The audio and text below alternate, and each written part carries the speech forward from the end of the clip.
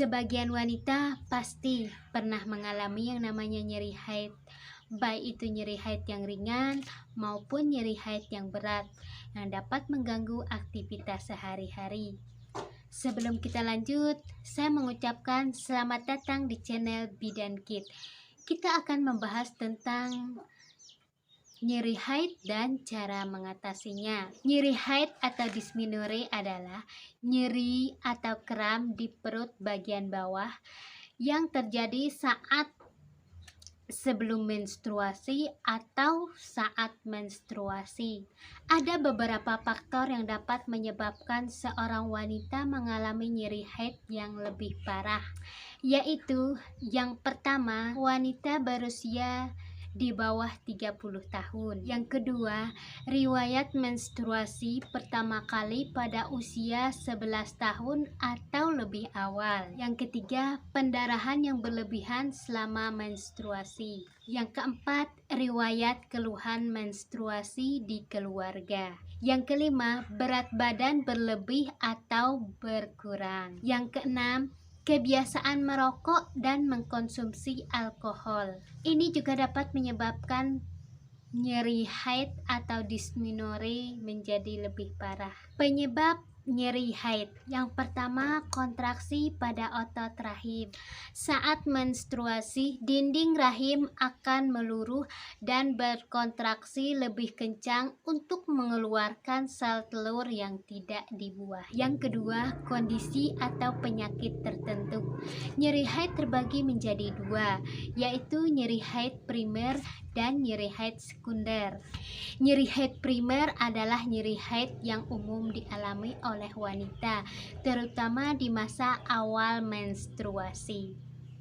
Sedangkan nyeri haid sekunder merupakan rasa nyeri yang disebabkan oleh beberapa penyakit atau kondisi tertentu, yaitu seperti endometriosis, radang panggul, adenomiosis, fibroid atau miom.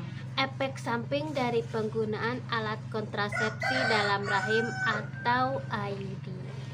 Nyeri haid sekunder biasanya terjadi lebih awal dari nyeri haid biasa dan berlangsung lebih lama.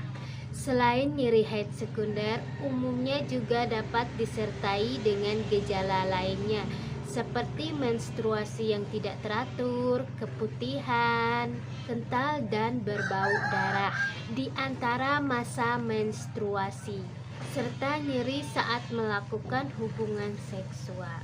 Cara mengatasi nyeri haid yang tidak tertahan. Yang pertama, memberi kompres hangat pada perut bagian bawah. Contohnya seperti memberi kompres air hangat yang dimasukkan ke dalam wadah atau botol yang dilapisi dengan kain, atau bisa juga dengan terapi hangat. 2. Memperbanyak aktivitas fisik atau olahraga seperti meditasi, yoga, dan latihan pernapasan. Yang ketiga, membatasi makanan yang mengandung lemak dan minuman yang mengandung alkohol dan kafein. Yang keempat, mencukupi kebutuhan cairan dengan mengkonsumsi air putih. Yang kelima, mengkonsumsi minuman jahe hangat untuk meredakan nyeri dan mengurangi stres. Yang keenam, menggunakan obat pereda nyeri yang dijual bebas seperti paracetamol.